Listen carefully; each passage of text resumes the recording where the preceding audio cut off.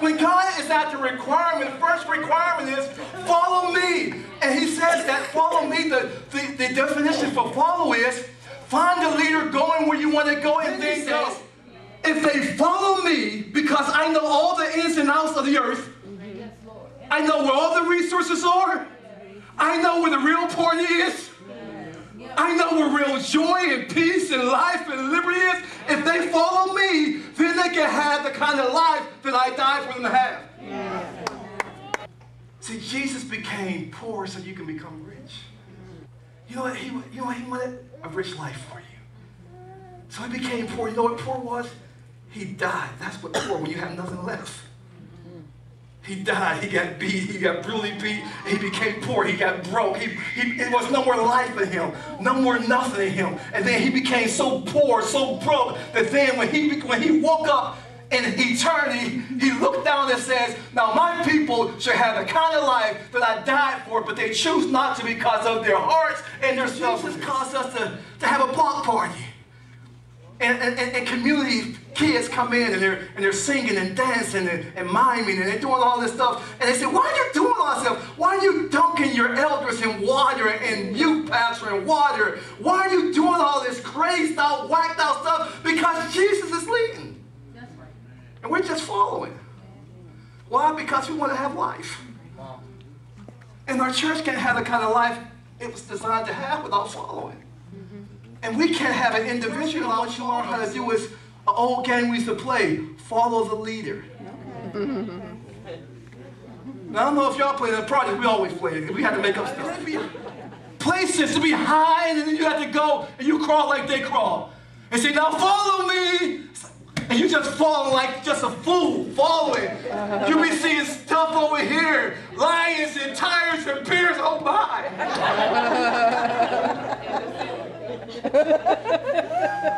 And you're still following like a fool. Why? Because the thing you want to experience is the life of the game.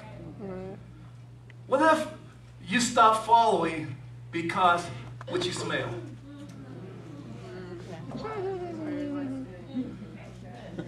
What if you stop following the life that Jesus has for you because what you see in your bank account?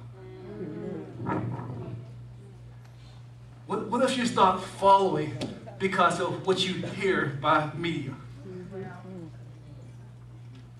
What if the first step, the first requirement is follow? And what if you think you're following but you're not following because your perception of following don't line up with God's perception of following? You know what Jesus' perception of following is? He said, Peter and Andrew, I want you to follow me. You know what they had to do? They were working. They left everything they had to follow.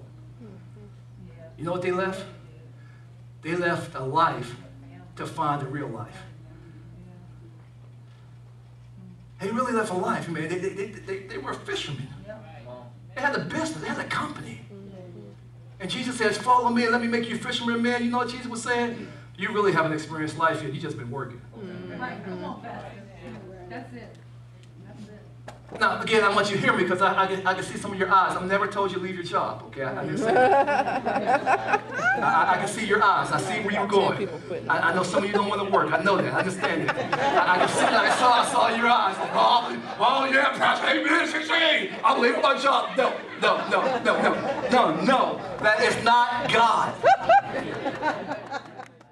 All right, so first thing he wants you to do, you and I to do, is to follow. He wants us to follow. He wants us to follow, radically follow. Just say, I'm going to follow God with everything I have. Ready, set, I'm going to follow God with everything I have because he's a big God. Or reverence of God has to be part of the requirement. See, God requires for a healthy reverential fear of him. You know, America has lost its reverential fear of God. Oh, yeah. You know, you can see it. You see it when we have, again, hating sin and loving people is always God's mandate.